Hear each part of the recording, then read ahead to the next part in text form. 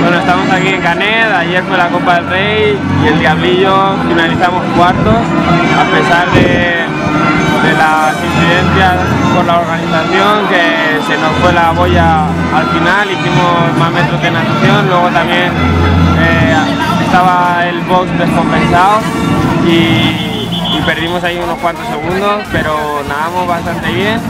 y en bici fuimos muy el box estaba bastante descompensado y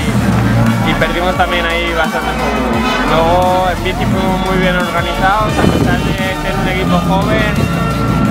nos organizamos muy bien, porque somos todos compañeros de entrenamiento, casi todos, y pues nos conocemos muy bien y fuimos muy rápido, y luego a pie pues ya tocó acabar como se pudo.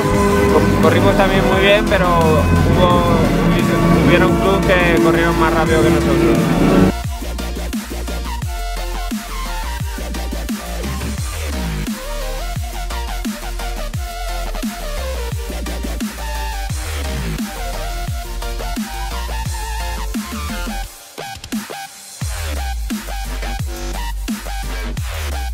Seguirnos tanto a mí como a Alon en nuestras redes sociales, en Facebook, en la página de Facebook, en la página web, y nada, espero que os sigan gustando los vídeos.